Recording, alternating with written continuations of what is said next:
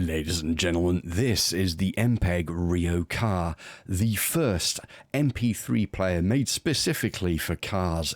This unit was designed to be put inside your dashboard to replace the Pioneer junk, the Sony junk, the Blaupunkt junk. It struck me that I'm going to have to do a little wiring to get all of this fixed up and working. Tape, twisting cables together, very dubious. And then I thought it would be a lovely opportunity to have a quick look inside that sled. Isn't it beautiful?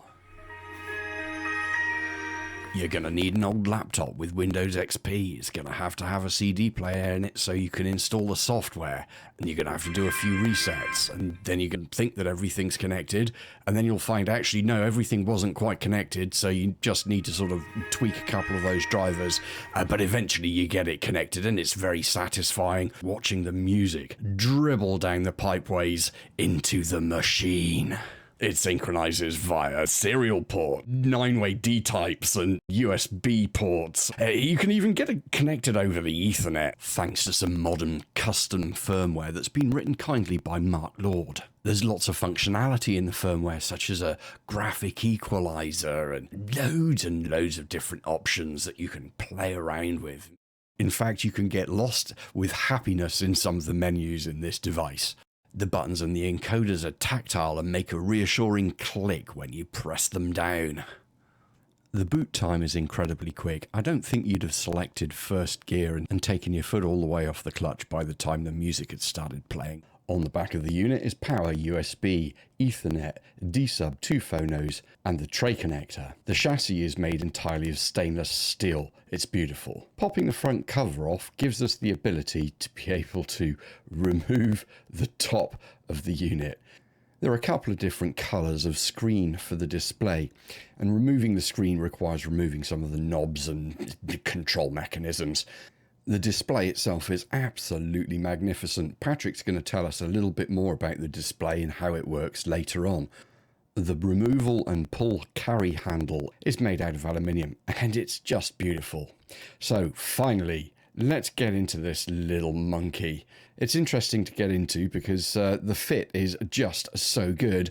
You need a little kitchen knife to be able to bend the chassis a little bit so that you can slide the top off. The first thing you're going to see is a 10GB IBM Travelstar hard drive, 4200 RPM no less. We best pop that out. Then let's have a look at this caddy that the drive sits in. And the caddy's been especially designed to damp those jolts and jars that are quite normal when driving along in your vehicle. What a beautiful design and construction. The main processor on this unit is a strong arm. The one thing that amazed me is it has what looks like a real-time clock battery on the PCB as well. All the knobs, buttons and controls are very positive. Anyway, all of that said, let's have a chat with some of the guys that helped bring this amazing feat of audio to fruition. Starting with Rob. And tell me, what is an EMPEG? An EMPEG was one of the very first self-contained MP3 players. So that's Fraunhofer compression MP3 files ripped from CDs. And it basically was a removable car stereo that could be used either in the car or at home, plugged into your hi-fi or other sound system. Who came up with the idea for this? Originally, Hugo Fines, who now works for a large fruit company in the States. Would that be Apple by any chance? How could you say such a thing? Hugo basically came up with a very early concept that led to EMPEG called the MP3 Mobile. And this was a relatively large aluminium box that was tailored to fit his MX-5. And that later turned into, after a bit of commercial development, the EMPEG car player. Hugo is one of Rob Voisey and Patrick's partners in crime, good friends. He used to live in Somerset. He now lives abroad in the good old US of A. The bulk of the original software was done by Hugo and Mike Crow. It's split up into 3 chunks. There's the Linux kernel, which was the basis of the operating system that the firmware operated on. And there was the MPEG application, which ran on top of the Linux kernel on the player. It tended to be seen as a monolithic chunk. And then you'd have, as you say, there's like the back-end software, which was called Implode. The original Mark I player used serial or USB connectivity to the player. That was necessarily quite slow. So when the Mark II version of the box came along, they added Ethernet, which speeded things up. The support and the love for this is just fantastic, in the sense that there's people all over the world. There's people from America, from Canada. How many of these units were sold, Rob? There's essentially 4 versions.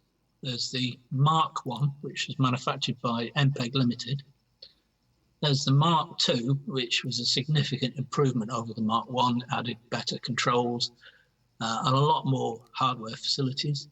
The 2A, which was again made by MPEG Limited, that had some hardware fixes to improve its reliability, added some extra memory.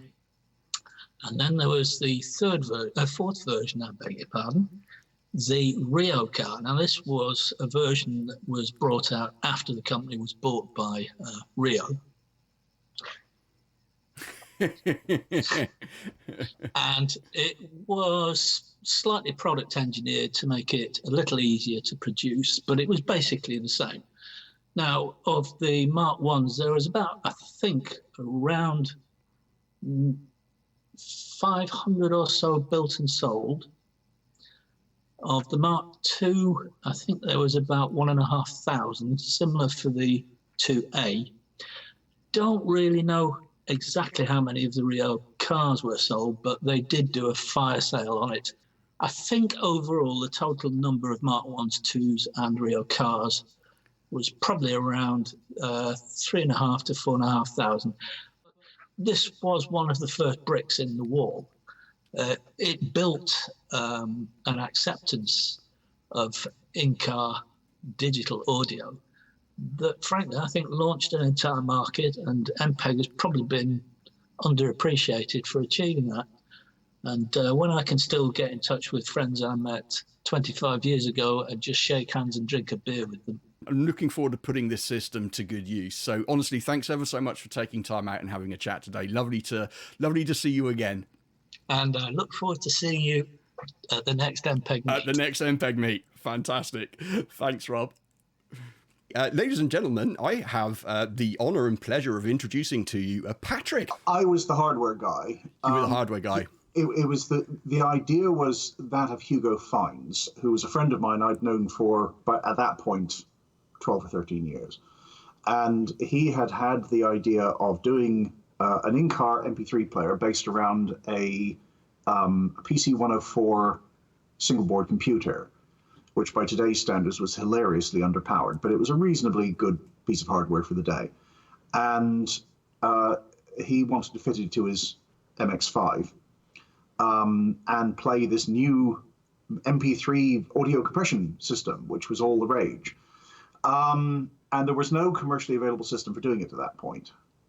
So the end result was that he came up with this idea of using a very small PC motherboard that was designed for automotive use, which was on the PC 104 format, so you could stack multiple modules one on top of the other.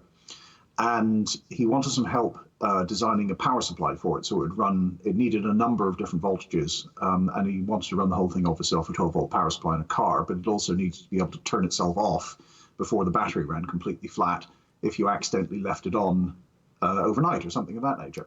So he came to me because I'd been designing electronics with him because he was heavily involved in the Acorn computer scene, if you like, at that point.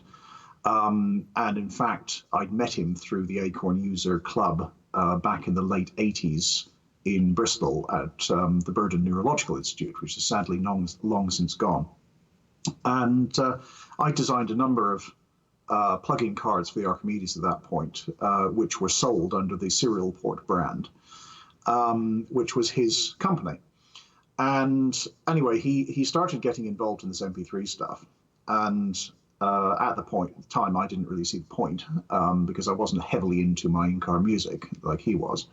But I was perfectly happy to do the design for him. So we sat down and built a prototype, which worked. It was quite a large unit. By modern standards, it was ridiculous. It was about, from memory, about 18 inches by probably about 9 inches by about 4 inches thick, and it just about fitted under the seat of his MX-5 with the amplifiers under the other seat.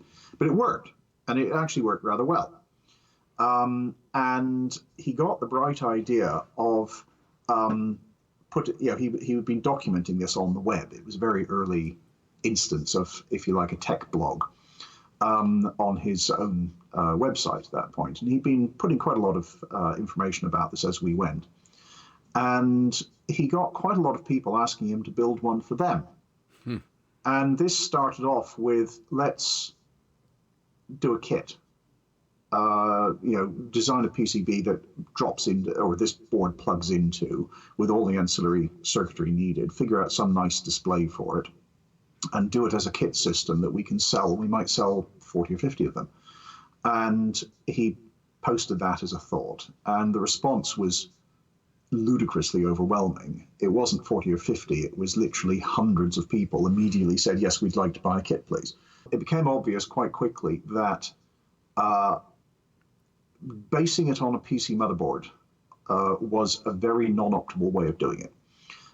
It would work because we had a prototype right there functioning perfectly happily, but it was bulky, it was power hungry, it was surprisingly expensive, and it was marginal on power. It would do it, but it didn't have an awful lot of processing power left over. Now, because of our history with Acorn computers and ARM processors, we'd been using ARM processors since before anybody really knew what they were. The ARM processor is arguably the most successful microprocessor family on the planet. They're in absolutely everything. If you have a phone, it's almost guaranteed it's got an ARM of some form in it. If you have a washing machine, it's almost guaranteed it's got an ARM of some format in it. They needed something cheap, fast, very low power, and easy to program and design hardware for. So in a remarkably short space of time, they, in conjunction with VLSI Incorporated, who no longer exist, there is a company called VLSI, but it's not the same one, designed the ARM processor and then a whole supporting chipset for it. There was a memory controller, a video controller, and an I/O controller. The number of potential customers had gone dramatically higher than we'd ever initially thought. And it was blatantly obvious that doing it as a kit based on the PC wasn't going to work. And because of all that stuff we knew about ARMs, etc., we thought the ARM is the obvious processor to do it with. Now, Intel, well, in fact, it was DEC at that point, had produced something called the DEC StrongARM. They were subsequently bought by Intel, and Intel marketed for a while before they eventually killed it. But that was the SA1100DE, which was, at the time, probably the fastest ARM processor that there was. And that was running at ballpark 200 megahertz. It was about 198 in practice, to get all the clocks to subdivide down to the relevant things needed for everything else. It would go a little bit quicker, but then you couldn't use USB, for example. And that was not, as nowadays you would have something like an STM32 would be faster and cheaper, but it would also have onboard memory, onboard flash, onboard I/O, all the rest of it. It's a complete system on a chip. In those days, it was just the processor. So you had to add memory to it, RAM, flash, I/O, etc., to build a complete system. And we sat down and thought this through very carefully. Look, evaluated other processors. We kept coming back to the ARM as the obvious one. It was faster than anything else available. We found that we can actually get it cheaper than almost anything else that was anywhere near in the same class. And it was a lot easier to implement. So we built, sat down and thought about it very carefully and designed a prototype that would, at the time, we were still thinking of it as something that goes under the seat. So we weren't too fussed about the absolute size of the board. We made it relatively compact, but we wanted it to be, to have everything on it that we were going to need. And it wasn't intended to be the final version. And that was the very first version of the EMPEG CAR, which was in 1998. And that is possibly the only PCB left for the Mark I EMPEG CAR. Wow. Clearly surface mount. How many layers? This is an 8-layer board. 8 layers, yeah. And it's got quite a lot of through-hole stuff on it as well. This section down here is the power supply, which would run off typical car voltages and give you half a dozen different voltage rails to drive this, because some of it ran off 5 volts, some was 3.3. There was plus or minus 10 volts for the audio amplifiers, things like that. We then have the ARM processor. That was the EEPROM, in fact, that we put the original code in, because we weren't using Flash at that point. And then that got upgraded. I seem to this is so long ago, it's difficult to remember the exact details, but I have a vague recollection that we could use both EEPROMs and Flash chips in that. There were socketed Flash chips, 40-pin ones, which was kind of an outgrowth of what the Acorn Archimedes was doing for its operating system. It was on the same package of chips, so we just used those. It had various I/O buffers. We had RAM. This one had 8 megabytes of RAM on it. That was using the SA7705 Philips DSP. That was the one we had great difficulty getting hold of in quantity. The DSP. So the DSP is the chip that does all of the audio signal processing, and the main processor, the ARM processor, is running the display and doing all of the control work and. Effectively, yes. The ARM did the access to the IDE hard drives, which at that point were enormous 4 gigabyte ones, which were very close to the largest you could get as a laptop drive. And we could put 2 of them in this. We could have 8 gigabytes. Quite extraordinary. And it drove the display.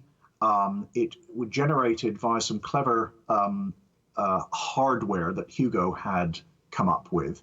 It didn't have an I2S audio port like most processors would these days.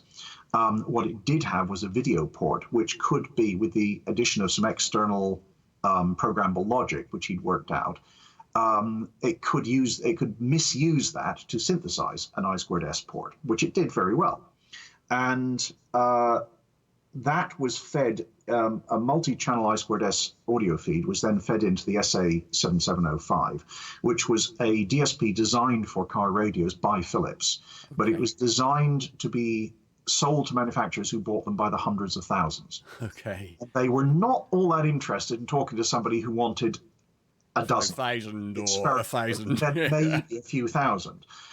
So weirdly, we were quite easily able to get the chips. What we couldn't get was the documentation on how to program the chips. Okay. And it was thanks to a friend of ours who was we sort of met through this on the early mailing list, Rob Schofield, who was working for Philips at the time, that we were able to not only get hold of the documentation we needed, but also lay hands on a supply of the processors themselves. Once the local distributor we'd managed to find a few at, their supply dried up and we had trouble getting hold of more, and then he was able to talk Philips into letting us buy them. And that's maybe why Rob ended up in Holland for a while then. But well, he anyway, was there yes. anyway. Yeah. That's where he was living at the time, and he was working for Philips in Eindhoven. Yeah. In Eindhoven, yeah. And it all worked out rather fortuitously that we had our agents in the relevant places who were able to work from the inside to bypass these little niggles. And anyway, the end result was that we were able to get hold of enough information to be able to program the chip. And that then takes the audio stream from the ARM, which has done the decompression of the MP3 off disk, and converts it into multiple audio output channels, which then drive through an amplifier into the speaker. It does the mixing. It would drive the FM radio module and mix that in. It would take an external microphone and mix that in, and so on. It was the complete audio subsystem. The ARM processor was doing everything else. And it was running a very early version of ARM Linux. We'd looked at other ways of doing it, but that ultimately was the obvious solution. And this is long enough ago that ARM Linux was an uphill struggle to actually get it working correctly. But it actually worked very well. And we'd set it up to have 2 IDE ports, so we could plug 2 hard drives into, in theory, we could plug 2 hard drives into each port. In practice, because of the physical size, we had 1 port for one drive and 1 port for the other drive. And the vacuum fluorescent display board plugged into there. And this was effectively, functionally, almost identical to what we ended up with as the commercial product. It just was the wrong form factor because we hadn't settled on a plug-in dashboard radio at that point. But this was kind of the technology demonstrator. And we built, I think we had 2 PCBs made. This is the only remaining one. We built 2 of them, or rather, one of them rather. I started to build this one, then we decided we didn't need it. And it got put in a drawer and kind of forgotten about.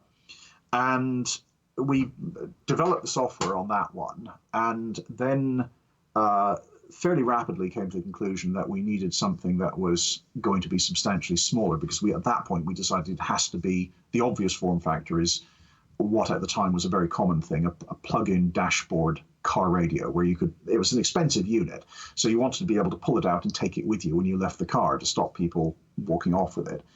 And I think, did they sell for nearly close to like £900 a pop? They were expensive at the time. And this is what, nearly 20 years ago as well? 25 years ago. So 25 years ago, £900. £900 is more like 2,000, isn't it? It's it was a very pricey, lot of money to put into a car radio. Yeah. When we started shipping them, the initial unit, the smallest one you could get, had a single 4 gigabyte hard drive in. By the time we stopped selling them, about 3 years later, the largest one you could get would have had 2 12 gigabyte drives, I think.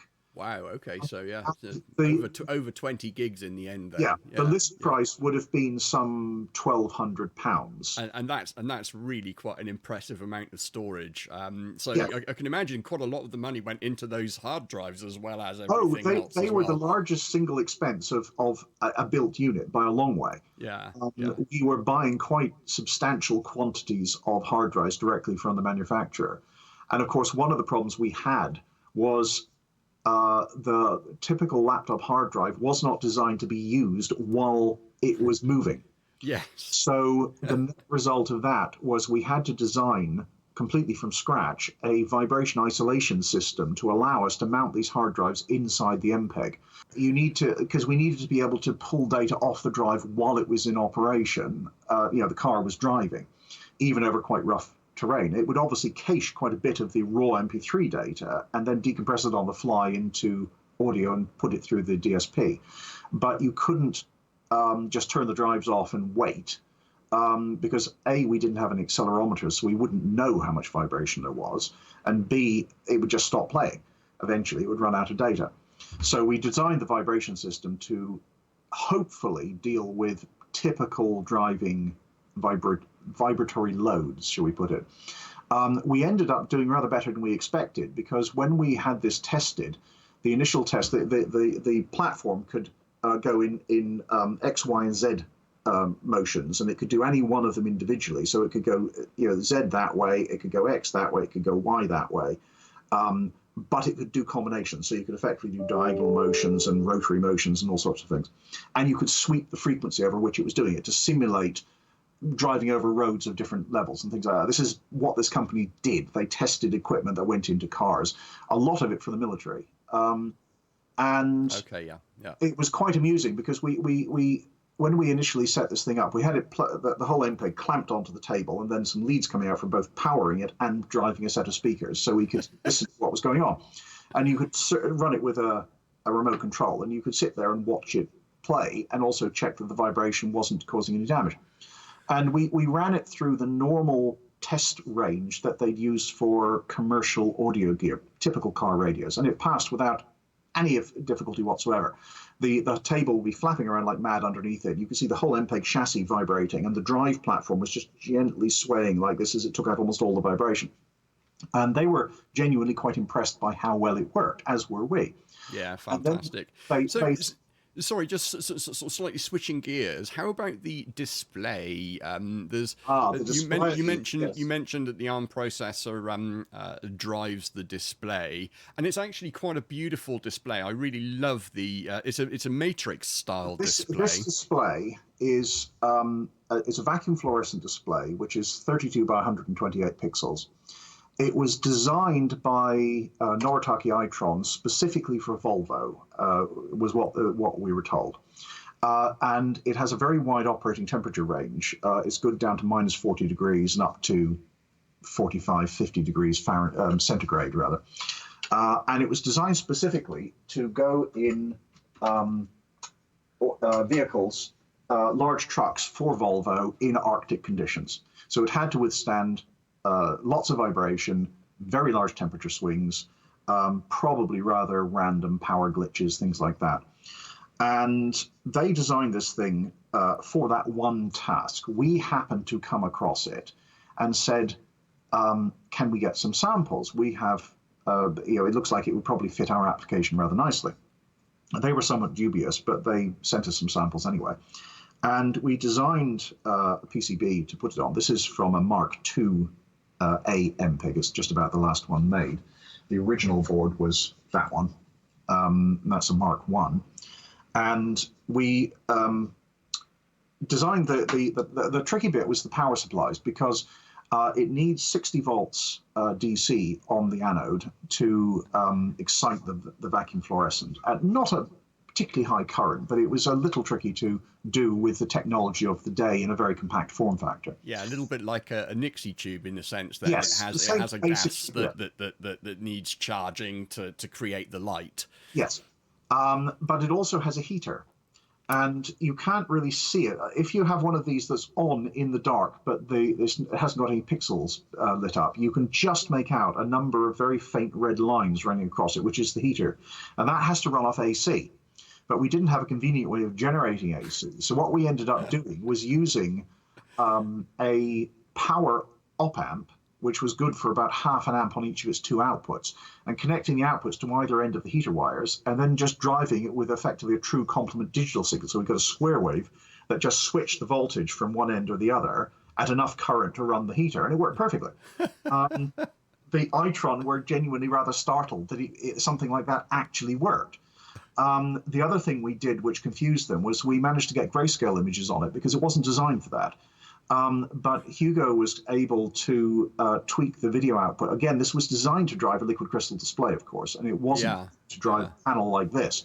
So we had to rather badly misuse the LCD output with a little bit of external hardware to generate the rather strange scan pattern that this uses. Because unlike a typical display where it would just start at one corner and scan like that, this one actually scans in columns and it alternates ends. So it does that one, that one, that one, that one, that one, that one, and ends up in the middle. Okay.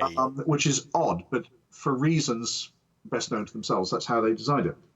So the hardware had to generate the correct type of output, and then the software had to generate the correct timing of output to give us the display. But it worked almost instantly. It just did the job. Yeah. And Hugo was able to use the video controller to do hardware dithering of the output, which actually gave perfectly functional grayscale on a display that wasn't designed for grayscale.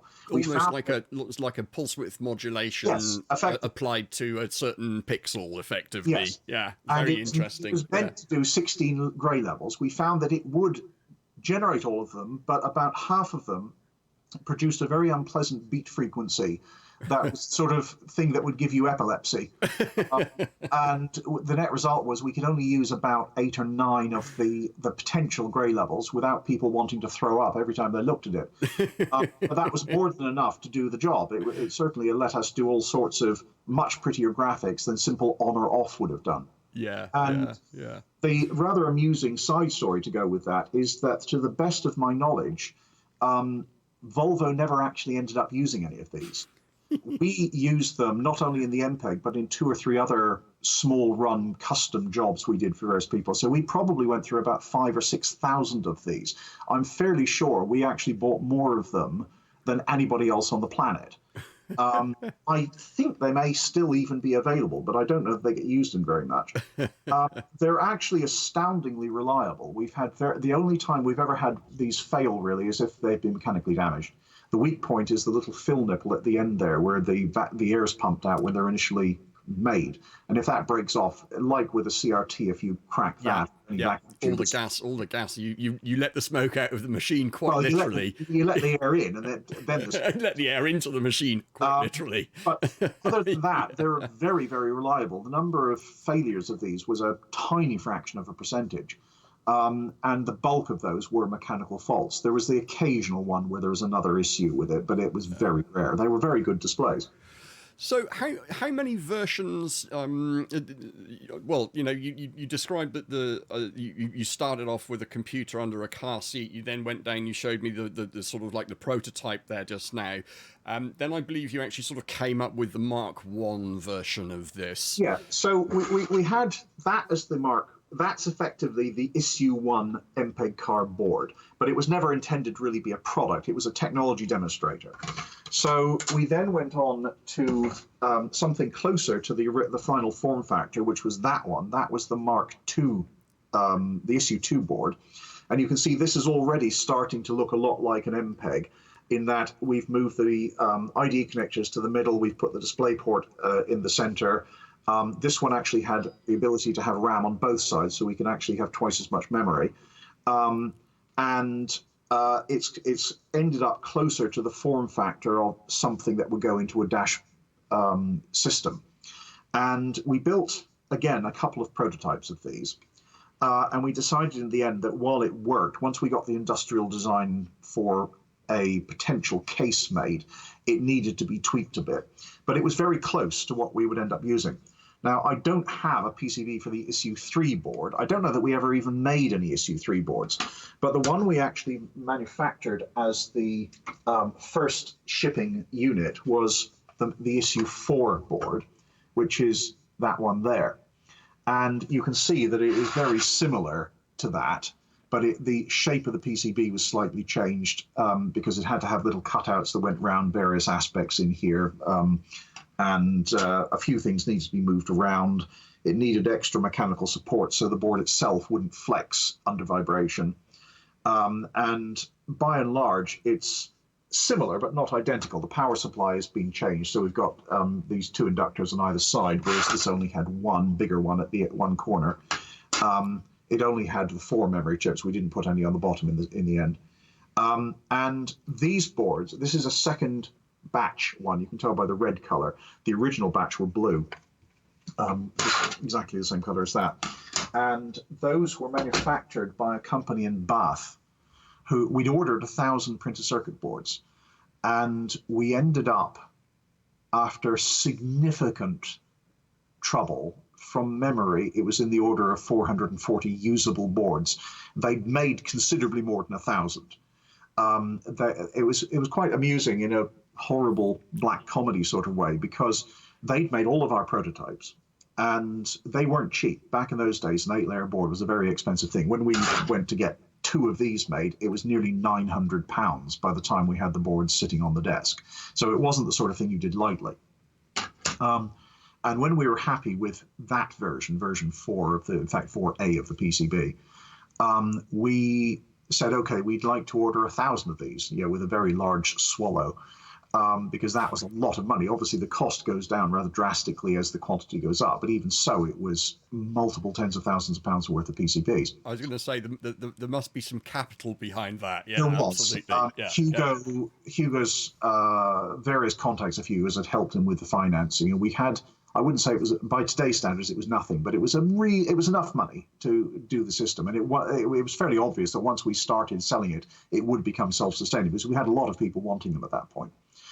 And anyway, they manufactured 1,000 boards and shipped us 1,000 boards.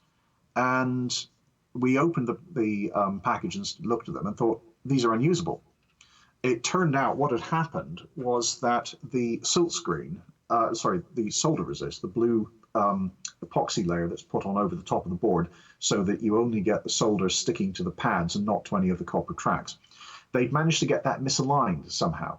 Now, bear in mind that we had run literally dozens of designs through these people. We'd been using them for years, and they never had a fault.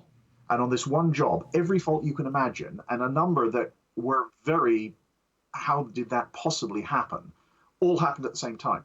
So the first thing was we ended up with the solder resist layer was very slightly offset to one side, which meant that a lot of the pads of the surface mount devices now had solder resist on them, which meant that they wouldn't solder.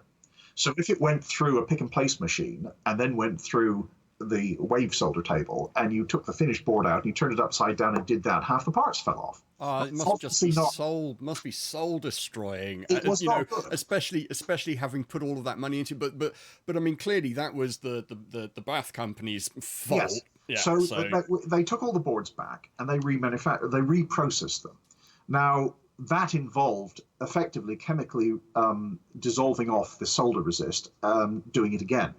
Unfortunately, it turned out that then left contamination on the pads of a lot of the boards, so that while they were no longer covered by solder resist, they had enough solder resist on them still that would not come off, that they wouldn't reliably solder. And our first batch of 50, which we tried as a test, had something like a 50% failure rate, because we just could not get good solder joints. You could manually touch them up, but we weren't going to sit there and manually touch up hundreds of boards. So we went back to them and complained again, and they ended up having to remake them completely from scratch, which obviously cost them a significant sum. They did us another batch of boards, and we looked at those, and they looked fine. You know, everything that we'd seen on the previous one was okay. They went off to get manufactured. We had our first batch of 100 or so back from the assembly house, tested them, and found that exactly a quarter of them didn't work. And they didn't work in exactly the same way, which was that there was a dead short between the 3.3 volt rail and ground on every single PCB. And I ended up taking one completely to pieces, removing every single component by hand, one after the other, looking for the short, until I ended up back with a blank PCB, which still had a short. Oh. So I then went to our stock of blank boards that hadn't been processed, which is probably what I should have done first, but I was new to this at that point and hadn't really thought it through properly, and grabbed a board out of stock and tested it. It was fine. But being a nasty suspicious type, I grabbed a whole handful of them and started working my way through a dozen or so, and started finding every now and then that one had a dead short. And when I tested a batch of 100 or so of them, I'd found that, I'd come up with effectively 25% of them that were faulty. Now, it was clear that there was a board manufacturing fault. So we went back to the PCB company again and said, this is what's happening. And they had a number of the boards left over from the batch, because they tend to make more than they need, in case A, you want more and they can quickly turn around, yes, we've still got some on the shelf, or B, there is actually this sort of fault and they can check. So anyway, the net result is they tested them as well and found the same thing, at which point everybody was very embarrassed and also very confused, because we looked at the photo plots and could not see any problems. Again, you have to remember, these days, it's kind of direct to copper. So yeah. If you use somebody like AllPCB to make your board or whatever, you send them a set of Gerber files and they turn them around in literally 24 hours and stick them in the post back to you. And there's no real photo plotting involved. Back in the old days, this was done with an actual mechanical plotting machine, which used a very bright, very consistent light shining through an aperture, which is why they tend to get called aperture tables when you're picking the various sizes in some of the older PCB packages, which was in a thing a bit like a daisy wheel that had a ring of little stalks sticking out, each one of which had a hole of different sizes and shapes all the way around it. And that would be rotated in front of the light, and then the plotting mechanism would physically move this around a sheet of positive photoresist film to expose it. It would then get dry developed, and that gave you a sheet which would have the outline of your one layer on it. And this was something you paid for, and it was moderately pricey. And an 8-layer board, by the time you've incorporated the copper layers, the solder silkscreen layers, the solder paste layers, the solder resist layers, you end up with about 14 photoplots, which adds a couple of £100 to the cost. And the obvious source of the fault was an issue with one of the photoplots. So we grabbed them all out of their archives and put them on the Lightbox and looked through them, and there was no obvious fault. Everybody there's a dozen different people looked at them, and everybody said, there's nothing wrong with that. I can't see any fault there at all. And we went off very puzzled, everybody trying to think what the problem was. And the next day I got a phone call from one of the guys at the PCB company, and he said, I found it, and you're never going to believe what it is. So I happen to live quite close to Bath. I'm only 10 miles away. So I drove in to have a look at it. And he had one of the plot layers, one of the internal power layers, on the light table, which was a horizontal one. So you just plonked it down. You could just sit there and pour over it. Now, the way these boards were made is that they'd be panelled up. You'd have 4 PCBs done on one sheet, and the whole thing would be processed as one unit, because that was a more efficient way of using the typical size of copper substrate that these things were printed onto. And he had this inner layer sitting on the table, and he'd drawn a little circle around a section of it, and he handed me a magnifying glass and says, have a look at that. So I bent over the table, and by eye, you couldn't see anything wrong with it. It looked absolutely fine, except where this little red line was. But I looked through the magnifying glass, and sure enough, there was the problem. The problem was literally an eyelash. Oh. Somebody's eyelash had fallen onto one of the plots, and they hadn't noticed. There was this incredibly small hair, maybe 2-3 millimeters long, and so fine you could only see it under a magnifier on a bright light. That was neatly bridging between one of the 3.3 volt power sections and a ground section. Oh. Of course, when that goes through as copper, you end up with a tiny copper thread there. And that was enough to short the board out, and it wouldn't work. The power supplies would not power up at all. Now, could you cheekily then blow that fuse by sticking a little bit of current through it? I did actually do precisely that. I tested this on some blank PCBs, because obviously you couldn't really do it with one that was built without risking damage to the... But we hadn't had very many made, and we had lots of these boards. So we sorted out all the ones that had the shorts. And what I was effectively doing was I had a couple of test leads plugged into a car battery next to me with fine probes. And I literally just put one on ground, one on 3.3, and just go tap like that. And you get a little spark. And if in the dark, you could see a tiny flash through the layers where this was. And we did try that, and it did work. But we got sufficiently nervous about other long-term problems that in the end we decided that we weren't going to go for it.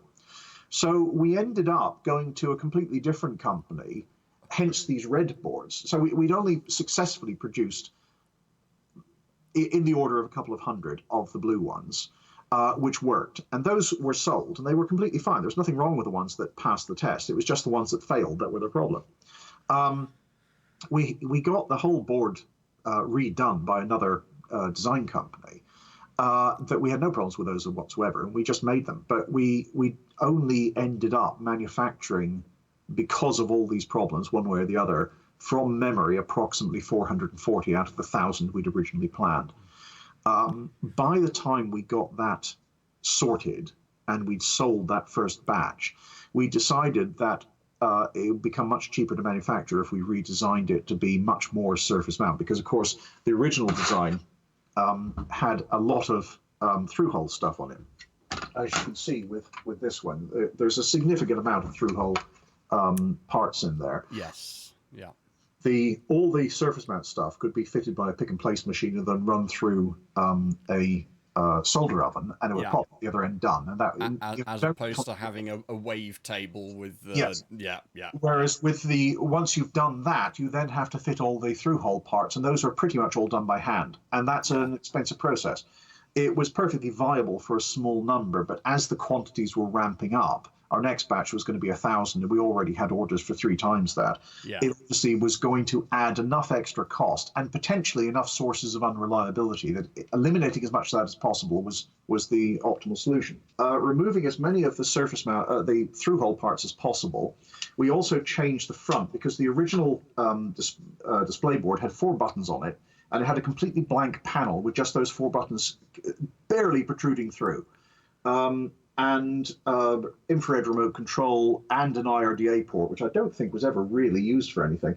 But it was very minimalistic. And the handle is actually multiple parts. These were all custom machined from solid by a company just up the road from here, and anodized. And it's all very nice. It looks good. It's all stainless steel construction. These things are bomb-proof, but they were expensive to make. So we were working on the basis that in large quantities, we want to productionize it so it can be manufactured more cheaply. So the case changed slightly, the handle changed, the display board, at that point we decided we needed the little rotary selector knob on the other side, and going to fully surface mount construction on the internals to make it cheaper to manufacture. So we ended up with the Mark II,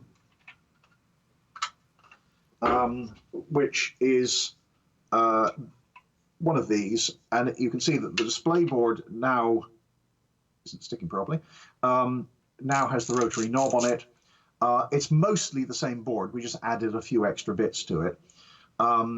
And the handle is now, it was an early example of injection molded aluminium. It was very expensive to get the molds made, but once we had that done, making the handles was much cheaper. So overall, the cost in quantity dropped dramatically. And it gave us an easier system to assemble because we didn't have to physically assemble 3 pieces into a handle. You just bolted the hinges on and that was it. And we had a similarly injection molded front display bezel made. And then we had the lenses, which were available in a number of different colors. I'll point out that the red one is the worst possible color to use in the display that mostly outputs blue and green, but mainly to match BMWs. So we ended up with this design, which drastically cut down on the number of through-hole parts. We've got the connectors of through-hole, and that's pretty much it. I think there's a filter back there which is used to clean up the 12 volts from the car, and that's through-hole because it's bulky enough it had to be, but everything else is surface mount. And that dropped the cost of manufacture of these dramatically. There was a minor gotcha involved, which is that we'd gone from, in the original version, we had a lot of electrolytic capacitors and things like that, so we've got all these little cans all over the place. And we thought, well, they're all through-hole, we want to be surface mount. They need to be quite big because it's audio gear, so 100, 200, 300 microfarads. So we went to tantalum capacitors, because tantalum capacitors at this point in early 1999 were incredibly cheap. We designed the board, they started buying the parts for it, and we discovered that there had been a shortage of something critical to the manufacture of tantalum capacitors, ironically not tantalum. And the cost of them had literally gone up by a factor of 10 practically overnight. So this board suddenly became hideously expensive to manufacture, which was not helpful. Everybody in the electronics industry was hit by the same thing. And of course, that's why everybody started redesigning to get around the issue of tantalum capacitors. But at this point, we were kind of committed. So we had to make the first batch like that. Now, the original one had 8 megabytes of RAM on it. This one had 12.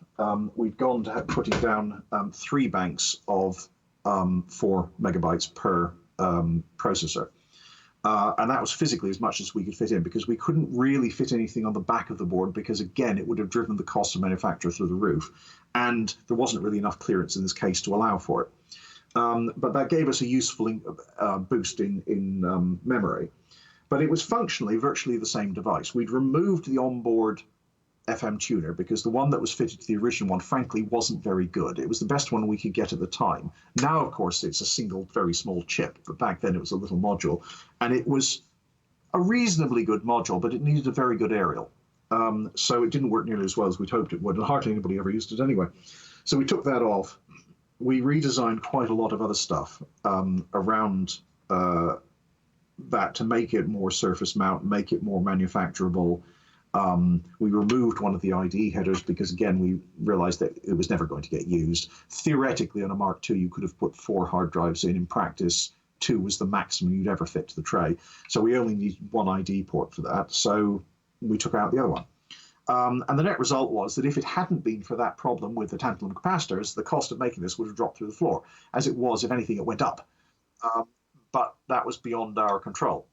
But we sold 1,000. We made just over 1,000 of these, and we sold them all, with the exception of ones like this, a few lying around the place.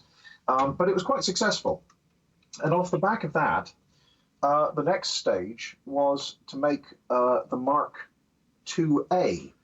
Now, it was around about then that MPEG started one of its first being acquired by other companies for its IP. And the net result was that we made the Mark II, and fairly shortly after we started selling these, it got taken over by another company. I'm trying to remember the order in which it did it. Dell was involved in there at one point, but I think it was Sonic Blue at this point. Unfortunately, they kind of killed the project off. But we made a total of just over 3,000 of these. This was kind of the final version. It was much more designed for production than any of the previous ones were. We'd removed quite a lot of the tantalum capacitors, replaced the ones that were critical with niobium, which were much cheaper to get, and gone back to electrolytics, surface matter electrolytics for some of the stuff, or tantalum, not tantalums, big ceramics for the rest. And we'd increased this one to 16 megabytes of RAM, so it now had two chips, 4 times as big as the originals, which gave us a little more space.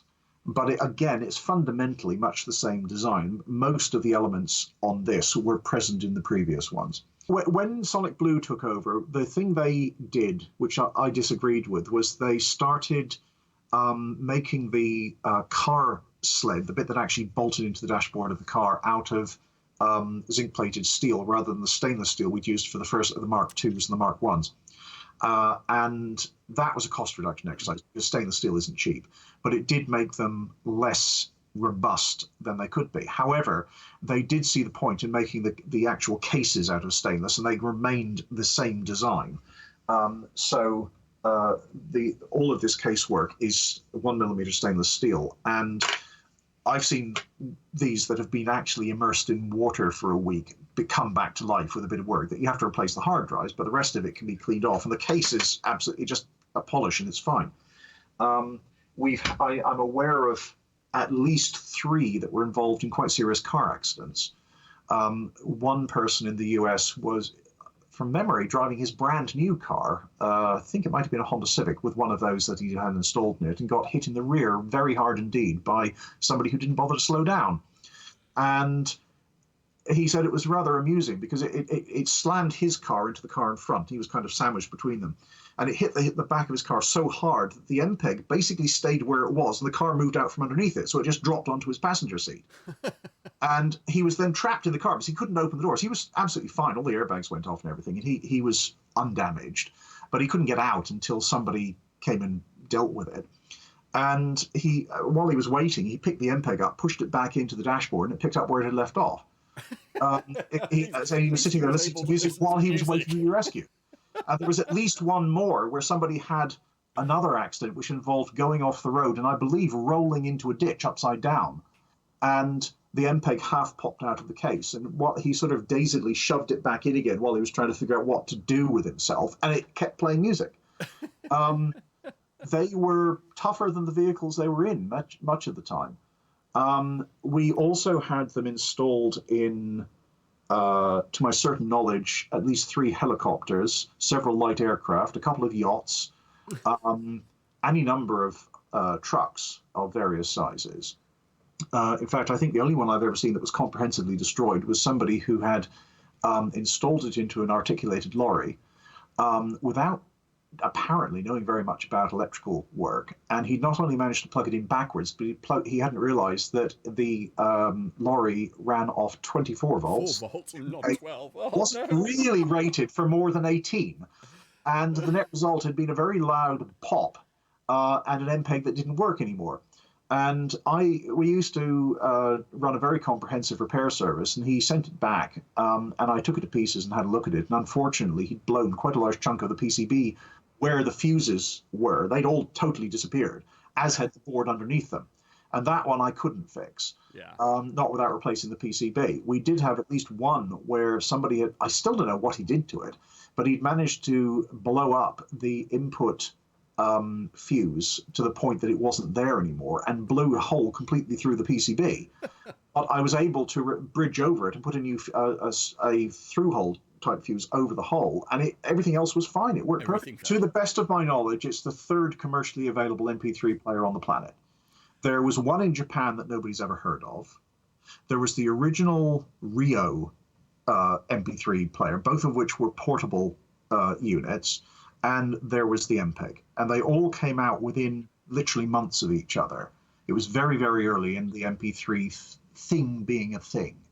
And it was definitely the first in-car MP3 player. I'm almost 100% certain it was the third MP3 player of any form that was commercially available. One of the original generation iPods turned up at the office. I think it might have been Hugo had bought it, and we were not impressed.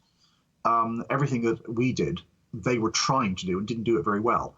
And everybody who played with it said the MPEG's better. I mean, it doesn't in your pocket, admittedly, but it was implementing what it did better. And I know that the MPEG was actually used in a lawsuit against Apple by somebody trying to claim patents on a number of MP3 innovations that they'd come up with in the early 2010s as, oh, this is obviously, we invented this wholesale and you've copied us. And the MPEG was actually used as prior art in that case because we'd been there 10 or 15 years before that. And they lost the case. Yeah, yeah. So, yes, we were a long way ahead of the curve in a lot of respects. The big problem, I think, with it was simply the fact that cars were moving away from having the easy implementation of car stereos that were a separate plug-in device. And as things like the iPod started to become popular, I suppose, they'd been around for a while. There were quite a few portable systems by the time Apple came out with theirs. Apple arguably did a better job of it than most people did, although it took them 2 or 3 iterations to do that. But because they're Apple, they managed to sell a very large number of them. And of course, people started moving across to car radios that were already built into cars that happened to have an audio input jack. And in fact, for a long time, there was often actually an iPod jack where you could drive to the front of it. The aux jack on the front of it, or potentially a cassette tape with a reed head in it and a cable. Yes, we went through all sorts of things like that. Yeah. But yeah, it was a number of things that added together to make the MPEG become less attractive to a number of possible purchasers. And the mere fact that you can't physically install it in a lot of modern vehicles because there isn't any way to install a DIN-sized car radio, you end up with things like BMWs where the car radio is actually part of the security system of the vehicle. So if you remove it, you can't start the car. Yeah. It becomes very difficult to do. It's not impossible. We've had all sorts of people install all sorts of MPEGs into vehicles where there was nowhere to put it in the normal dashboard, but they've ended up in glove boxes under the seat.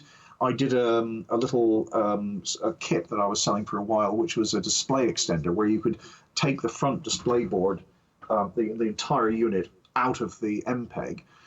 There was a board that went clipped on the back of this plugged into, and it would then buffer all the signals and drive them down an arbitrarily long cable into the MPEG head unit, which had the other end of the board into it. And there was just a 25-way D-plug on there and a 25-way D-plug on there, and you made up a cable however long you wanted.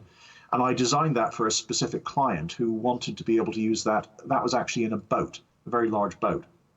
But there was they said I can sell it if I want to. They ordered 50 or so of them for their specific application, and then said you're free to sell as many as you want anywhere else. And I sold 200 or 300 of those, and several people. I let other people manufacture them when I couldn't be bothered to do it myself anymore. And there was a fellow in the States who was making them for a while. And the net result was that made a lot of the cars that you could not directly fit an MPEG into the dash as it was intended still work, because you could mount it under the seat, in the glove box, whatever, and just have a little, possibly a binnacle mounted display or something of that nature, put it wherever, which would give you the controls. And that was moderately successful. We had a few applications. It was the same company, actually. I ended up designing this for them, which amusingly is nearly as powerful as the MPEG is. This is an ARM 7500, which was the core of the A3000 Acorn computer. Of which I had one. Yes. So that's the processor, which is actually the guts of it. and no, not the A. It was the A3010, I think. But it was one of those little all-in-one computers. This processor was designed specifically for it. It's a complete Archimedes on a chip. It's the processor, the memory controller, the video controller, and the I/O controller on one chip. And this then has its own 16 megabytes of RAM and about 4 megabytes of flash. And what this is, I've never seen this done anywhere else. They wanted to be able to plug an MPEG into, this was for a helicopter, for a very wealthy American who has since passed on, who was heavily involved with Microsoft back in the day. They wanted to be able to connect it to the in-helicopter displays, which were composite video. And of course, an MPEG doesn't produce composite video because it doesn't have anywhere to have it come out. And they said, can you come up with a way of making composite video come out of an MPEG? And I thought about it for a while, and I realized that, in fact, I could. The problem was this doesn't have nearly as much I/O as a modern microcontroller would have. So you don't have spare I/O ports spitting out high-speed data. You've basically what comes out the back is it. However, what I realized was that the IDE port has 3 unused address spaces in its address map going into a drive. They are all marked as effectively for future expansion, and that future expansion never happened. So what I, having experimented quite a bit and checked the data sheets of as many different hard drives as I could lay hands on, I found that those 3 16-bit addresses were never used by anything. They just did not resolve. If you pass them through to your drive, it completely ignored them. That meant that what I could do was design an IDE display board, which is what that is. And it clipped in like that, and you have an MPEG that's still completely functional because your IDE port is replicated out through here. You plug the hard drive cable in there, and everything continues to work perfectly normally, except this one, via a small amount of programmable logic, intercepts all of the data sent to or from those specific 3 unused addresses and never passes them through to the drive at all. And those are used effectively to communicate with the ARM, which was running code that would take data from a modified version of the kernel that ran on this. When you turned it on, it would interrogate those ports, and if it got a response saying, yes, there is one of these cards here, it would then establish a 2-way link with it. It could then just dump the data for the display into effectively a FIFO, which then had software running on here, which replicated this as a color composite video output, which came out of the header there and was run out the back, where you just drill a couple of holes and put your composite video jack on. It actually produces RGB if you put it in the right mode, but composite video is what they needed. And it's a complete standalone computer, and it just sits there on top of the unit, and its one job is to interpret those IDE commands and convert them into video data. And it worked perfectly. Brilliant. They ended up with about 20 or 30 of these as a custom project. I could have sold that commercially as well, but it was so esoteric and so niche that I don't think anybody would have bought it except for amusement value. But I was very pleased with how well it worked. It took me the best part of a year's effort to work it out, design it, write all the ARM assembler to actually make this end of it work, and then get somebody at MPEG to write the other end in the kernel to actually make that end of it work. But it basically just worked. Amazing. And yeah, it was quite an amusing little sideline for the MPEG project itself, because they popped up in some really quite unusual places. It's perfect. Patrick, thank you. Honestly, thank you so much for taking us through the various different sort of levels and some of the design detail behind the EMPEG CAR MP3 player, the first ever CAR MP3 player that was ever invented, and it came from the UK and a bunch of engineers. Absolutely marvelous. Thank you so much, Patrick. It's been lovely talking to you. It's been an absolute education. Thank you. You're no trouble at all.